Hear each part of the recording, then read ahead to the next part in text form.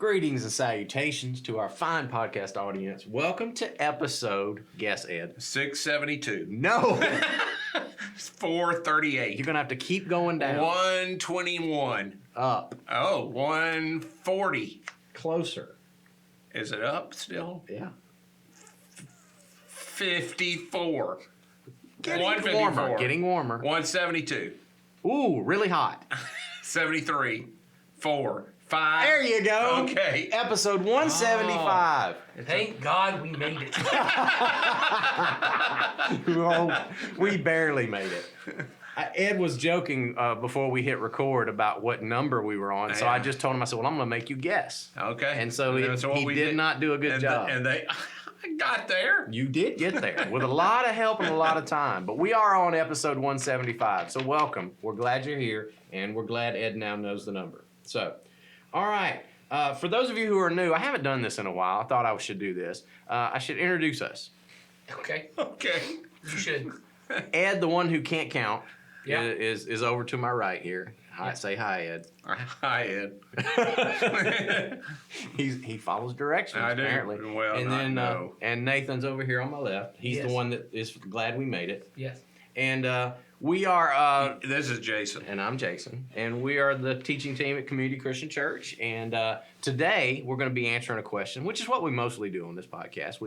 We answer questions that people send us. But before we get to that, we have had some of our super fans, which Oh. Yeah. I told you they were there. they're there, And they're I don't coming know. out in force. Honestly, I don't know if it's a super Because fan. it comes in on that form, it could be one person. It could be one person, but it was somebody who a super fan. it was somebody who The cared super enough to suggest names for this podcast. Oh, I love it. All right. Well, Let's hear. Wait a minute, I should have Don't held say that. that. You know for sure that might not be Don't true. say that yet, because you might not like these, or you might like them. We'll see. So someone, and they remain anonymous, so we don't know who did this. I'm gonna listen this way because I'm not good at maintaining my reactions. Ah, okay. So they gave us 3 suggestions for what we should name this podcast. I'm ready.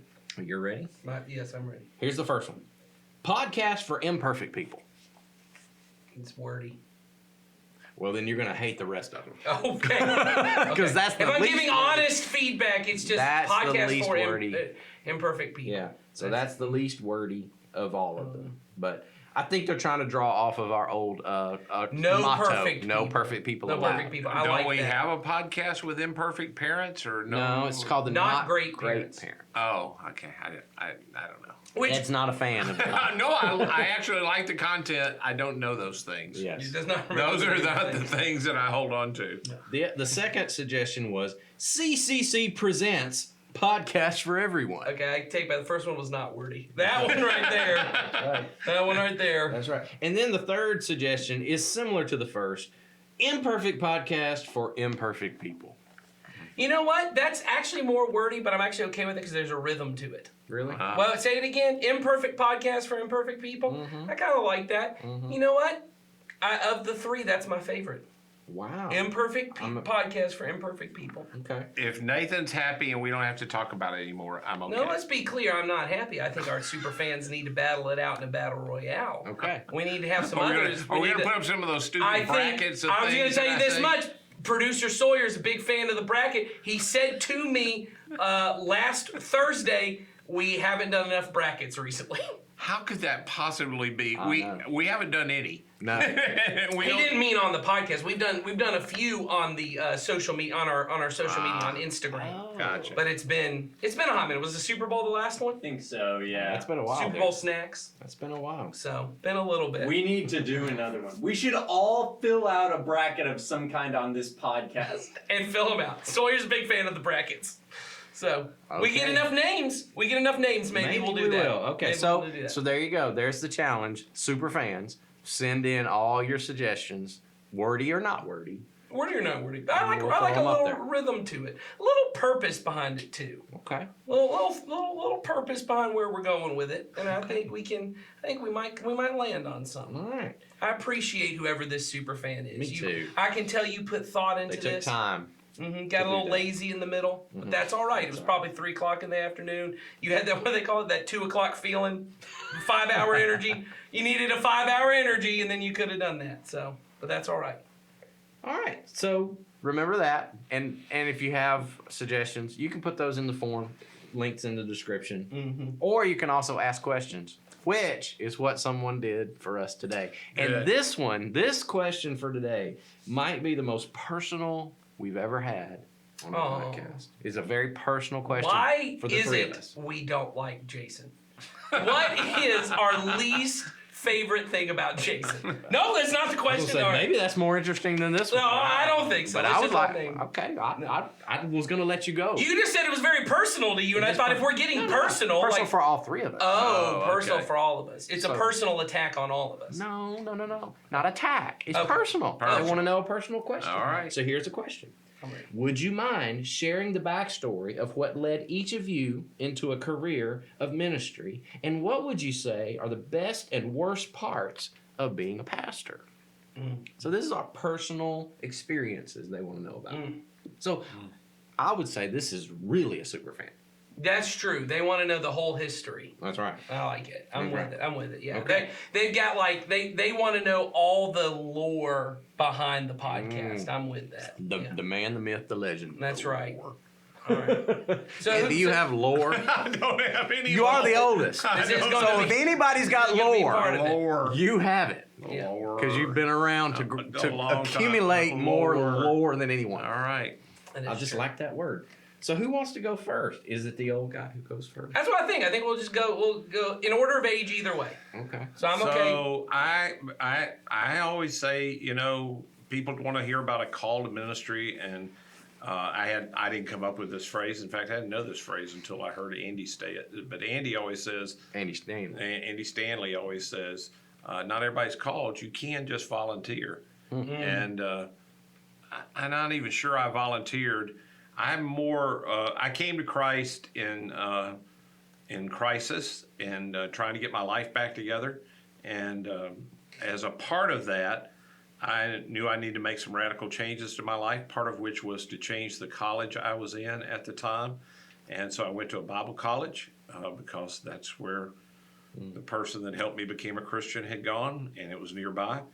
And so I enrolled there, and somebody there who was trying to mentor me into the next right steps with Jesus at the time said, hey, when somebody asks you to do something in the church, just say yes. Even if you don't think you're equipped, even if you don't think you can, you just say yes. And, all I had really ever done in front of people before that is sang and played music and that kind of stuff. But one of the first things I got asked to do was to do a devotion. I wasn't even sure what that was, but I went to and watched somebody do one, and then I spat one out. And and then so mine became more along the line of I just kept saying yes to more opportunities that came down the way, and before long I was serving in a church, and then eventually I was preaching at the church, and then I went from there, and I was teaching places and singing and doing things in church kind of stuff, and so went from that to help start a church, and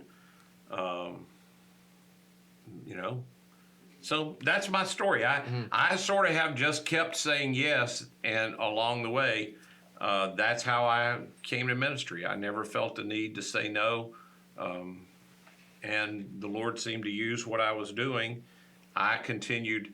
I had this thought the other day of, I guess some people get called into ministry because the church needs them, and I really believe, looking back on it now, I got called into ministry because I needed the church. And I'm not confident that I would have been a regular, because I went to, believe it or not, for those of you who don't know, I went to Bible college, and then after that for a little seminary with people that were in those places and never went to church. Yeah. They didn't serve in church, they didn't attend church, they just went to Bible college and did those things, and they thought that was enough. I think I had to be in church, and the church has been a big part of helping me follow. I mean, it's been the biggest part in helping me follow Jesus. I needed the church, and more than the church probably needed me. So that's probably why I got called to do the things that I have done. So I want to answer. Y'all want to answer both parts? I say we answer the let's first. do the first one first. Okay. And then we'll go back to the second part of the question. So I guess it's my turn if we're going down in age. Well, I We're don't not think we can gonna go skip. up. We're not going to skip. So Oh, okay. I was just not- joking. We can't go up. I don't think I've ever actually heard your story. I know his story. I didn't know. I mean, I'm interested in your story, Jason. Well, all right. I hope it's interesting. Already bored. Yep. Okay. Well, I don't think it is, but maybe it is for some people. I was different from Ed in that I grew up in church and was, raised in church and had a very, very close ties to the church growing up. My parents, when I was born, were student ministry leaders in their church, working with teenagers. And so I can remember as a really young toddler, being taken on lots of ministry events for young people and stuff like that. And I was kind of like, the kid that was toddling around where all the teenagers were doing their thing. And so that was the very first initial exposure I had to church. And then I grew up and became a teenager myself. My parents then moved on to other places of ministry in the church. But what really did it for me, where my faith started to really become real to me, was I had a youth minister who kind of took me under his wing. He was very influential in my life. And I think that's probably a key to everybody's story, is there always comes a person that God uses to really shape you in those formative kind of moments. And I that was me. And for me, it really became, it starts with, I thought this guy was really great. And he was a great friend to me. And I just loved hanging out with this guy.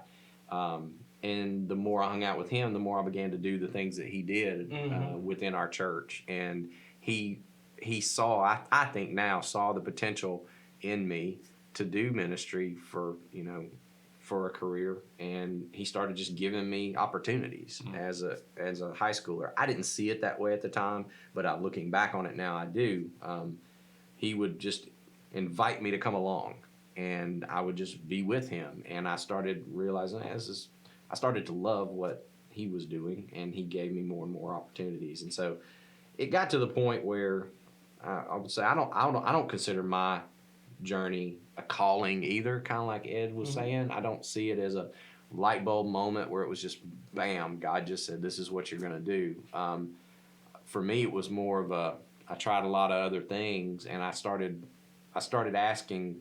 I realized I felt like I was asking the wrong questions. I was about to get through with high school, and I made really good grades. I was really good in school. And so a lot of people were telling me, oh, you need to do this career. And they were all these high achieving careers because you're going to make a ton of money doing this and you've got the potential to do that. And so I was like, okay. And so I started looking into all of that. And as I started knocking those things out of, no, I don't want to do that, I was realizing, the only thing that's guiding my decision making is money. And when I decided that I would take money off the table and success off the table and just say, okay, what?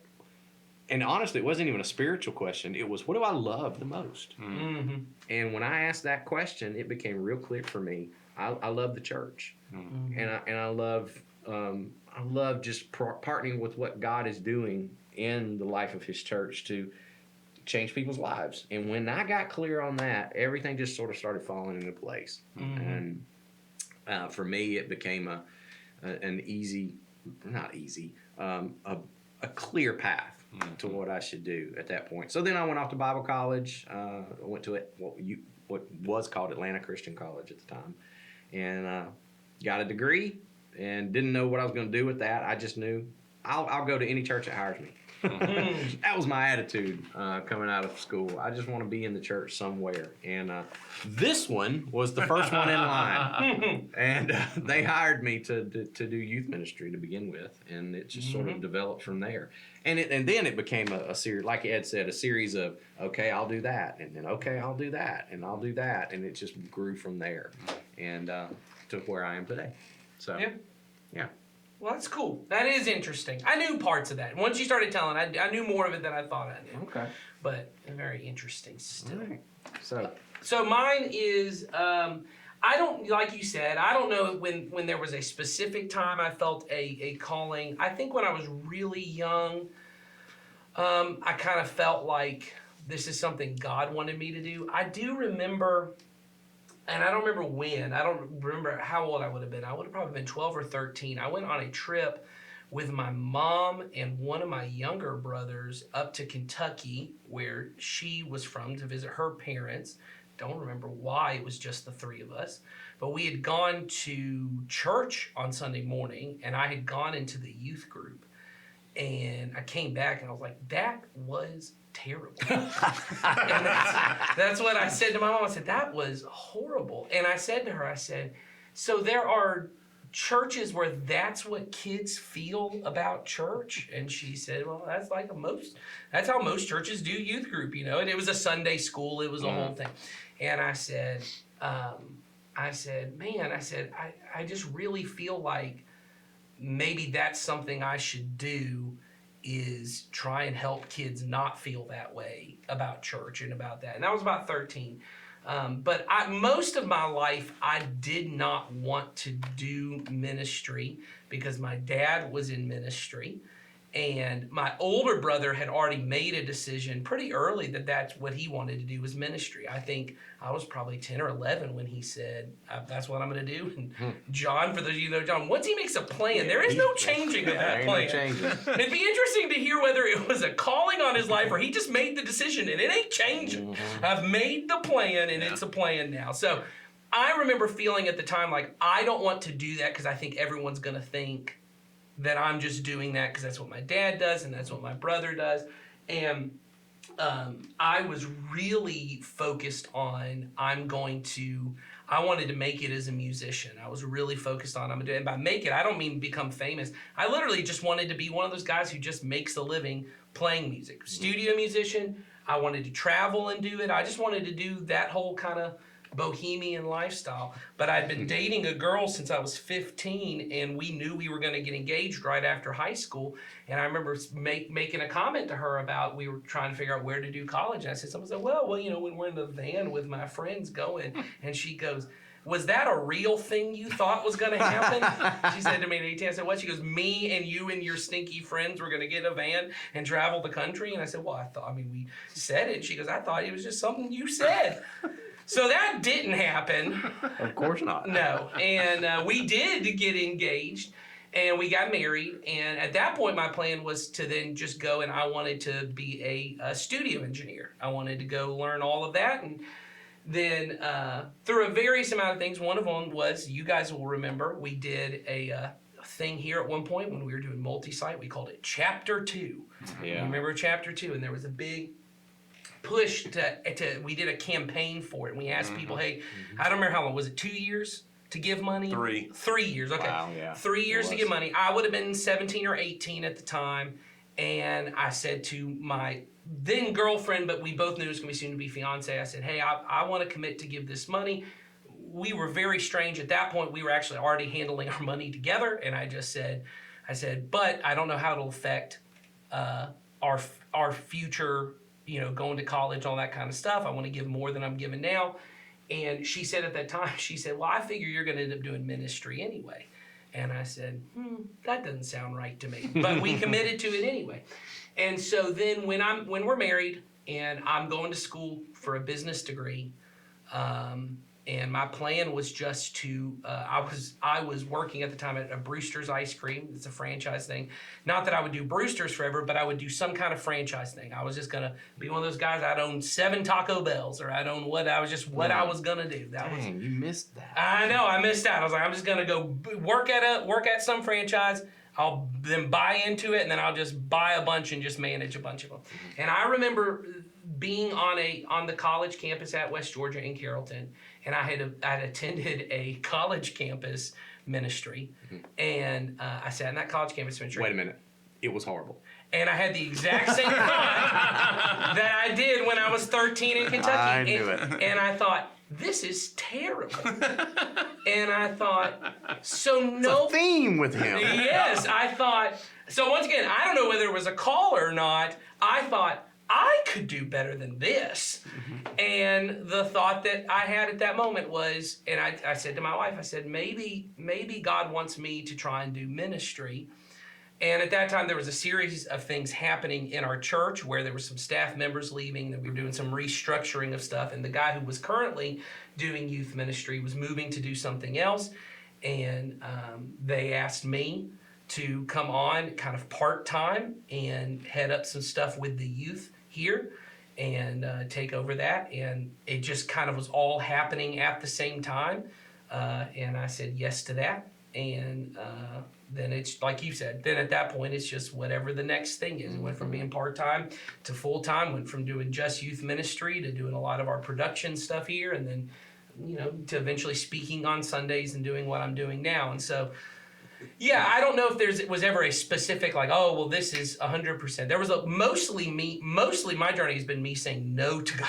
I thought it was when y'all were saying just saying yes to the next thing. Mine was mostly, no, I'm not going to do it. No, I'm not going to do it. And then eventually I got to a point where I felt like this seems like the inevitable thing that probably God has been wanting me to do the whole time, and I just was ignoring it. And then once I said yes, as people often have experienced with, I'm sure, other things in your life, things suddenly got easier. A lot of less resistance, a little bit more That's right. peace with what it was. So So what you're saying is that you could keep saying no and it really wouldn't matter. yeah, true, yeah. Okay. So those are the backstories. Now the second part of the question is, what would you say are the best and worst parts of being a pastor? I think mine might be the same. Oh, okay. Well, I don't you know. Go ahead. Go I don't ahead. know. It I just- haven't really thought about that. So You're Okay. saying the best and worst parts You are go the same. ahead. Yes, that's I what think first, I know my best part, but I'll Yeah. have to think a minute. That's what first came to my mind when I Go read ahead. the question. I thought, well, and I think maybe I heard you say this one time, Ed. Okay. Or something similar to this. The best and worst parts of being a pastor are that it's the way I've seen people change so much and how little I've seen people change. And that's the worst part. The frustrating part of the not seeing movement in people's lives when I see so much that could Potential, the potential for that to happen. Or so I honestly, what came to my mind was the best and worst is just working with people. But that's what the job is. That's right. It's a people job, and the old joke we've said, if it wasn't for people, ministry would be easy. Yeah. But it's the job. It's what we do. It is a people business. A lot of people I don't think realize that, because I think when they think about being a pastor, it's a very kind of spiritual kind of thing, a very ethereal kind of thoughts. But it's not. It's very messy people Well, kind of work. And I think for me, the further I've gotten into it, the more I've realized that still is even more so nowadays as I get older. That's becoming even more clear to me. I love people. I've always liked people. Well, that's not true. But mostly, I have enjoyed being with people. I enjoy interacting with people. But I have, I enjoy pastoring people, which is a part of, just caring about, trying to help them take next steps, trying to help them figure out how do they follow Jesus in their everyday life. That challenge to me is a very interesting challenge wherever people are in their life. I think the best part of ministry for me, this is easy for me because I reflected on this several times. I'd say the most beneficial part of ministry to me has been, there are very few scenarios that I have come up to in my life that I haven't already counseled somebody in that situation. Yes. That's true. That I have learned on other people's mistakes way more than I ever thought would be possible. And I have learned from some of the most godly people that I have watched do things right. And I have had access to the good and bad of people's lives Yes. that has benefited me in my life life in ways that I would not have expected when I started into this. Just going, I remember being a young youth minister and watching parents do things that, because I had access to their teenagers, I would go, that's going to be tough to recover from. You have just you've stepped over a line where your kid doesn't really trust you anymore. Right. And I thought, boy, of all the things I don't want to do when I have a teenager, is I don't want to go over that line. Yeah. And then, inevitably you're at points when you're in parenting where your fear or your anger or something gets bad, and you can. Now that I know where the line is and I can see it, I just go, oh, I am right at the line, man. And I don't think I ever stepped over that line, but I probably would have had I not had that benefit of watching people. And then I had some people I watched do it really well. I mean, do it really, really, really well, and go, I want to do that like that, even though that's not really my personality. Same's true with money. Same's true with marriage, with grief, with how to handle disease, how do you go through things like that. That is a privilege, I think, for us Yes. doing what we do, is to be able to sit in the middle of all those things and see it from an objective kind of place. I say it's a blessing, but it's also a hard thing It too, is. to watch, because I think about a couple incidents I've had recently. When people are at their worst, when the worst thing happens, a lot of people come to your office as a Yeah, pastor. That's right. They knock on your door. I had it happen last week. Somebody, the worst day of their life happened last week, and they knocked on my door. Yep. And I wish I could say that I'm shocked, but not much shocks me anymore. No. And I was able to listen to that story with hopefully a calming presence and go, I'm with you. And Yes. we're going to walk through it with you. But so that, I think, you talk about best and worst, the fact that you get to do that and also, like you said, learn from it, I see as a good thing.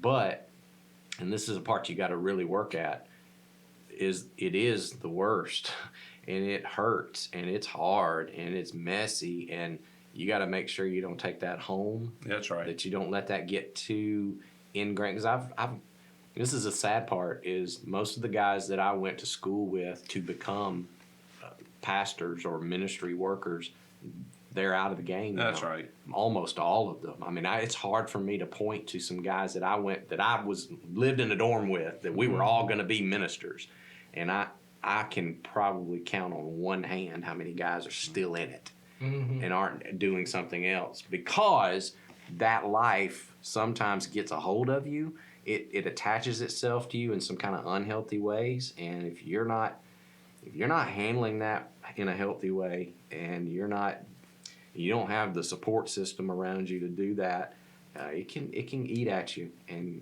it'll bring you down. Either sometimes it's a moral failure, or sometimes it's just an emotional, mental kind of thing. You just can't handle it. Or for some guys I know, they didn't handle it well. They got on top of it. That's and right. they were going to become, I'm going to control all of it, and I'm going to be bigger than that, or I'm going to rise above all that, and then pride knocked them back down, and all that kind of stuff. So I think my temptation in that has been in situations like you're saying, where something's blown up, is early on, I really wanted to make the situation better. Yep. And I realize now, older, all I can really do is be with them, help them figure out what's the next right thing to do. But they have to take the step. They have to do the work. I can walk with them. Yeah. But I could get really in on myself that I didn't do it right because they didn't wind up right. But I'm finally at the place that I can stand back and go, no, I have to. All I can do is help. I can give you the information. I can stand by you, support you. I can help you do parts of it, but you got to do it. in my current counselor training, they've said it this way, and I apply this to ministry too. They said, if you're working harder than your client's working, you're working too hard. That's Right. right. That's And, right. that's something that I was like, oh, I needed that when I was a young pastor. and they're right. I think they said, the work has to be done by the person themselves. That's right. You're a help. Yeah. You're a guide, I'm providing tools, Yes. I'm providing resources, right. but you have to do it. but you need to let them work. That's what I would say probably is the, whether it's the worst part or not. I don't know if I want to phrase it that way. I had the same thought when you did. I didn't phrase it the way you did, but I thought the best and worst part is people. The best part, obviously, well, maybe not everyone gets it, but certainly anyone who's done ministry, there are lots of people throughout people that I've been directly involved with and people that I've just got to be kind of on the sidelines of, that you just watch God transform their life Yep. and transform their family and just see all these things that you get to be a part of, that just grow all of that. And then the worst part with the people, I think for me, is not even, I think for mine, it is sometimes watching people just miss Jesus overall. They get really, and we all do. I'm in the middle of a crisis and I want that crisis fixed. And that for a lot of us, Jesus becomes the means to fixing my thing, but he doesn't become the end of what it is. And just watching people, because mostly people in our church who are in their 50s and 60s don't show up at my door just because of my age and the fact that we have older people on staff who they go. Most of the people who show up in mine, they don't even show up at my door because that's not the way younger people do. Right. They show up on my phone, Yeah. or they show up to me on a Sunday morning and we have a conversation. And often it's people at my stage of life or younger that I'm talking with. And life is really hard, and their feet get pointed in the right direction for a while. And they're moving because Jesus is fixing what the thing is. But then kind of when the storm passes or when the crisis goes, Jesus kind of gets lost in the weeds of the life. And, that's hard. And I think the way Steve Clark said it to me early on, which was really helpful to me just in ministry. The way he said it was, I find, and he was speaking in his own experience, because that's what Steve does. Steve doesn't tell me what to do. Steve just says in his own thing, he just said, I find that I often want things for people more than they want them for themselves. Yeah. And I wouldn't say that's the worst part, because one thing I love is that God has given me this desire to want things for people. That love means I want it for them. I think the other part, though, of love is accepting the fact that they don't want it, and if they want to walk away from it, that's what love allows them to do. Yep. That God allows them to even walk away from what might be good for them. And so, there are people in my life right now that I have said to them, I don't think the direction you're heading is the correct direction, but they're continuing to walk that path. And there's a part of me, I think, that at times, it would be easier if I just didn't want it for them anymore and just go, well, they're going to do what they're going to do. And, you know what I mean? But that wouldn't be loving. But that wouldn't be loving. And that's the hard part, I think, of ministry, is being willing to still carry those people in your heart and go, I'm going to still pray for them, and they're still regularly on my mind, and I'm still going to love them. And there's a way in which there's a little bit of suffering. It's almost like a parent. A lot of pastoring is like being a parent, in that I know where God wants you to be. And even if I don't know the direct thing you should do, because people often come, I'm sure you have this happen, they go, what should I do? And I go, I don't really know. Mm-hmm. I'm not in your situation. What I know is Jesus, if you will meet Jesus, he will lead you. That I know ultimately where you need to be is with Jesus. Yeah. And when you parent and your kid is off track, you can't just cut that part of, I'm not going to feel it anymore from you. You suffer with them, but you also can't make the decision for them. And so I don't know how I'd call that the worst part. It definitely is hard, though. It is a hard part. It's the burden you carry. Right. It is. That's yesterday in the message, the part that, I shared, Kelly was doing part of the teaching, and she talked about the light and momentary stuff of Paul, and then she gave the examples out of Corinthians. The last part of that I think, generally in the way they would list things, whatever's the last thing is the hardest thing. Right. And the last thing Paul mentions is the daily care for the churches. Beating wasn't the hardest thing. Shipwreck wasn't the hardest thing. It was the daily weight you carry of caring about the people in the church, and that's true. Yep. When you stay somewhere 33 years, which at this point, that's how long it's been for me here. If you stay long enough and you try to handle those situations, which I haven't always done well, you can be here long enough to watch people walk away and you're brokenhearted. And then often you'll see some of them come back, and you know, there's joy in that. And even then, at that moment, you're like, I don't know if this is the final time. That's right. I said to a guy this week, you know, in the program, 12 Steps, one of the things is, you know, you get a white chip the first day you're sober. And often the proof that you're really going to make it is you have to get a bunch of white chips sometimes before you can ever get to, I get a full week. I made it a day, but then I blew it. I made it a day, I blew it. And then finally you get a week, and then eventually you get a month, and eventually, you know, but you never know when that's going to kick over. And that's, for a lot of people, that's the way it is with following Jesus. Yes. And I've had that too, you know. Oh, yeah. In different areas where I was about to say that another part of it is the way that I have had people pastor me Oh, Oh, yeah, that's yeah. for sure. through the whole thing. That's right. And that's been one of the greatest privileges of the whole deal. That's all part of the people too. I think that's the part that sometimes I don't think I knew, and I don't know that there was a way I could know going into it. You know, I think often when you're not on the pastor side of it, when you're on the congregation side of it, it often feels like, you know, the pastors are up there and they have things to share, but there's a large part of what my job is just learn, like you said, learning from other people who are doing it well, learning from people who aren't doing it well, having people who come and minister to me when life is tough and give me a break and help me with all of that. But that all comes back to the people. I think, you know, pastor it's just the role that we have within the church, but it is no greater or less than any other role. It's just another gifting. It's the particular, someone has to do the role within the church.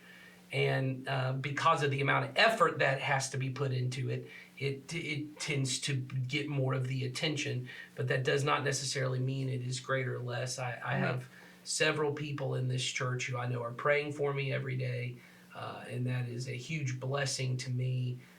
It makes it easy to go. It makes it easier on those days when you think of, you know, I think of the people who were, you know, I've had in a small group or in a discipleship group or former students who now, you know, no longer follow Jesus, and they think very highly of me still. At least they tell me they think very highly of me still. We're on good terms, but I'm not sure that they still feel that way about Jesus, and I think that breaks my heart, and it makes those days very difficult.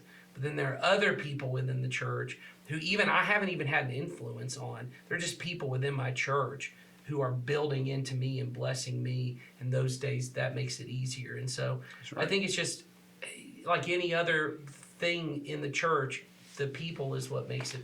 Yeah, it's the mutuality of it. It's there's just a lot of mutual benefit that comes from belonging to the body of Christ.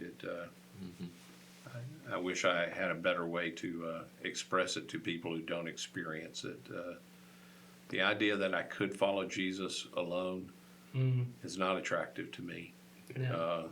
Once you've experienced the other, it's not. It's not the way it is. It's not described that way. And once you've experienced it the other way, it's just too good.